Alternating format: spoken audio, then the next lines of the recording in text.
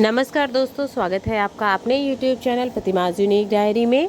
दोस्तों, इस वीडियो में आपको भाई दूज किस दिन मनाना चाहिए, किस दिन मनाना श्रेष्ठ रहेगा, शुभ मुहूर्त क्या है, तिलक करने का सही विधि क्या है, कौन सी गलतियां नहीं करनी चाहिए और किन बातों का ध्यान रखना चाहिए, संपूर्ण जानकारी इस वीडियो में भाई दूज से संबंधित मिलने वाली है आपको। आइए जानते हैं भाई दूज क्या है। तो भाई दूज जो है वो हर साल कार्तिक मास के शुक्ल पक्ष की द्वितीय तिथि पर मनाया जाता है। ये त्यौहार भाई और बहन के प्रेम के प्रतीक के रूप में मनाया जाता है। इससे यमराज और माँ यमुना की पौराणिक कथा भी जुड़ी हुई है। इस साल जो है थोड़ा सा कन्फ्यूज़न हो रहा है 14 और 15 तारीख को लेकर के कि किस दिन भाई दूज मनाना श्रेष्ठ रहेगा, किस दिन मनाया जाएगा इस दिन।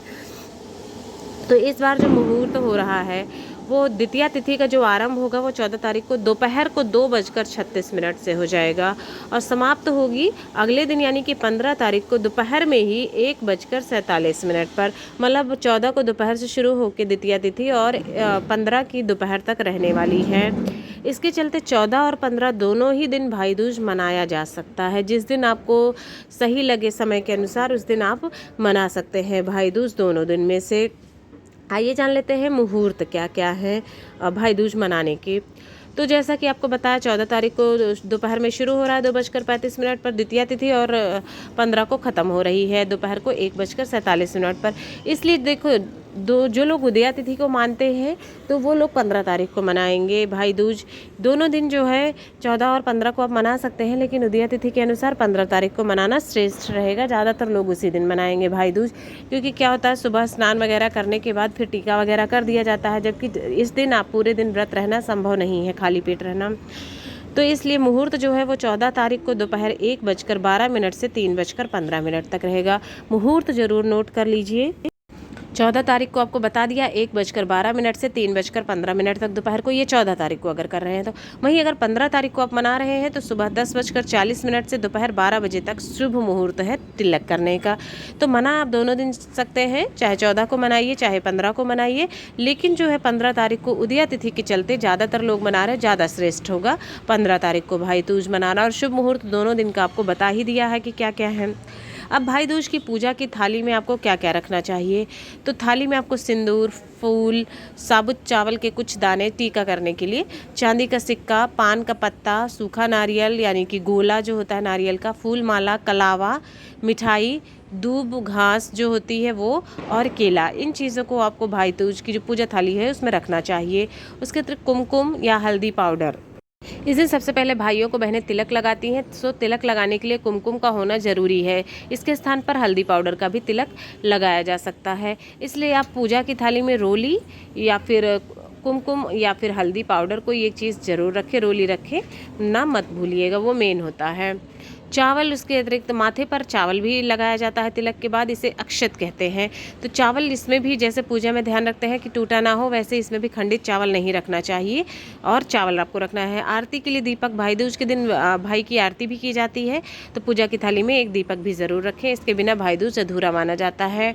ठीक है, इसका आपको ध्यान रखना है। इसके अतिरिक्त आपकी थाली में मिठाई भी होनी चाहिए, इसलिए पूजा की थाली में कुछ धागा बांधने के बाद जब आप मौली बांधते हैं हाथ में कलावा, उसके बाद मिठाई भी खिलाई जाती है, तो इसका आपको ध्यान रखना है। रक्षाबंधन से थोड़ा सा अलग ये त्यौहार होता है कि रक्षाबंधन में आप राखी बांधते हैं, यहाँ पर आप मौली या कलावा बांधते हैं हाथ में। यहाँ पर वहाँ पर राखी मेन मानी जाती है, जबकि यहाँ पर टीका जो होता है, तिलक आप भाई को जो करते हैं वो मुख्य माना जाता है।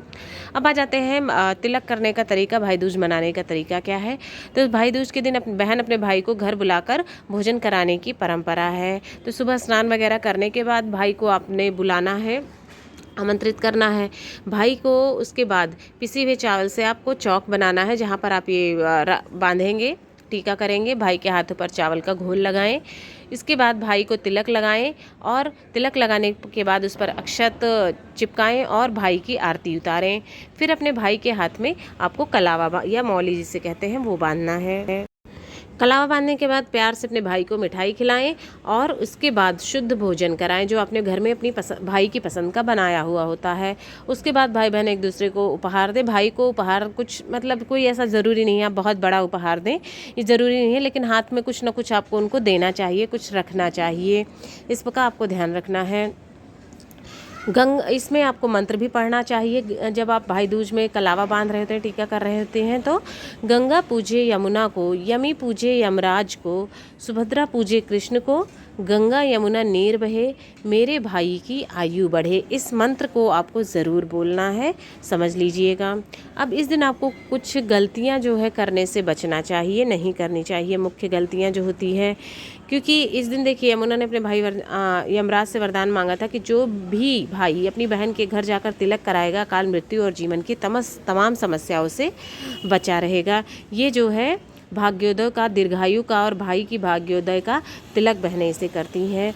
तो भाई दूज पर कुछ काम जो है नहीं करने चाहिए, क्योंकि इससे क्या होते हैं, भाई अपने भाई को बहनें अपने भाई को यमदेव के प्रकोप से बचाने के लिए उन्हें तिलक करती हैं।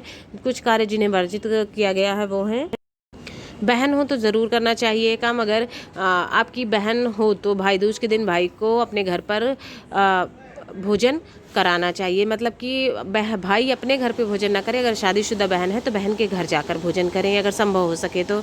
अगर बहन के पास पहुंचना संभव नहीं है तो गाय के पास बैठकर आपको भोजन करना चाहिए अपने घर पर। इसके अलावा भाई दूज के दिन किसी भी बहन को भाई से झगड़ा नहीं करना चाहिए, ना ही किसी भाई को अपने बहन से झगड़ा करना चाहिए। इस दिन बहन के द्वारा बनाए गए भोजन का भाई को निरादर नहीं करना चाहिए, किसी भी, चाहे भोजन कैसा भी बना हो। ऐसा करने से भाई को जीवन में परेशानियों का सामना करना पड़ता है। इसके अलावा बहन को भी ध्यान रखना चाहिए इस बात का कि उन्हें गलती से भी भाई ने जो भी उपहार दिया हुआ है उसका निरादर नहीं करना चाहिए कि ये क्यों के दिया या ऐसा क्यों दे दिया। इस चीज़ का आपको दोनों को विशेष तौर पर ध्यान रखना चाहिए। इसके साथ ही भाइयों को कुछ काम नहीं करना चाहिए, बहन से झूठ नहीं बोलना चाहिए बिल्कुल भी, और वरना आप यमराज के प्रकोप का सामना कर सकते हैं। इसके अलावा इस दिन मांस मदिरा का सेवन बिल्कुल भी ना करें, अन्यथा यमदेव क्रोधित हो जाएंगे। इसका भाइयों को ध्यान रखना है। इसके अतिरिक्त और जो नहीं करना चाहिए, तो बहनों को तिलक करने से पहले कुछ भी ग्रहण नहीं करना चाहिए। भाई को तिलक जब तक आप ना कर ले तब तक निर्जला ही रहना चाहिए संभव हो सके तो। तिलक करने के बाद उसे कुछ मीठा खिलाना ना भूलें। इस दिन बहनों को अपने भाई की पसंद का ही खाना बनाना चाहिए, इससे भाई बहन में प्यार और स्नेह बना रहता है। और मुख्य आपको जो ध्यान रखना है कि तिलक लगाने से पहले खाना नहीं खाना चाहिए। इसके बाद अपने भाई को टीका लगाएं और आरती करके उनका मुंह मीठा करें। उसके बाद जो है आप खाना खा सकती हैं, और उनकी पसंद का भोजन तो आपको बनाना ही है। दिशा का भी आपको ध्यान रखना है, किस दिशा में बैठाएं। तो भाई दूज का तिलक करते समय भाई का चेहरा उत्तर या उत्तर पश्चिम की तरफ हो, इसका ध्यान रखना है। भाई का चेहरा उत्तर की तरफ हो देख रहा हो, या उत्तर पश्चिम में से किसी एक दिशा में होना चाहिए, जबकि बहन का चेहरा जो है वो उत्तर पूर्व में होगा या फिर पूर्व दिशा में होना चाहिए। इसका ध्यान रखना है आपको। आमने सामने ना होकर के इस तरह से बैठना है। बहनों से झूठ ना बोलें भाई। नॉनवेज खाने से परहेज करना है जैसा कि आपको बताया, और तिलक करने से पहले कुछ भी ग्रहण नहीं करना है। इसमें और भी जो मुख्य रूप से कुछ काम किए जाते हैं कि किन चीज़ों का होता है, तो वो है, इसे भैया दूज और भात द्वितीया भी कहते हैं। बहन के घर जाकर भाई जो है कुछ निमंत्रण लेता है और आशीर्वाद ग्रहण करता है। बहन तब तक भोजन नहीं करती है जब तक भाई आशीर्वाद नहीं ले लेते हैं। भाई उस दिन अपने साथ मिठाई, कपड़ा, जेवर सहित अन्य चीज़ों के साथ बहन के पास जाता है और आशीर्वाद लेता है। तो अब अलग से तो निमंत्रण इस प्रकार से देना देखिए संभव नहीं है, तो उसी दिन जब भाई दूज के दिन जाते हैं उसी दिन ये क्रिया कर ली जाती है। यम निमंत्रण देने का एक जो है इस मंत्र इस प्रकार है। भाई बहन इस तरह से न्योता लेते हैं भाई से, बहन से। यम को यमुना निमंत्रण देती है। जिस तरह यम और यमुना का भ्रात द्वितीया का मिलन हुआ और वह सतयुग काल से चला आ रहा है, जैसे जैसे यमुना का पानी बढ़ेगा वैसे वैसे मेरे भाई की आयु बढ़ेगी।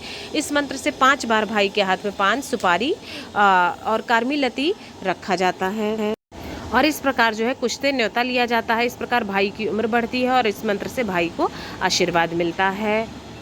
तो दोस्तों, इस वीडियो में आपको भाई दूज किस दिन मनाना श्रेष्ठ रहेगा, मुहूर्त, पूजा विधि, तिलक विधि और मंत्र, हर चीज़ की संपूर्ण जानकारी दी है। अगर वीडियो पसंद आया हो तो वीडियो को लाइक करें, ज़्यादा से ज़्यादा शेयर करें, चैनल को सब्सक्राइब करना ना भूलें।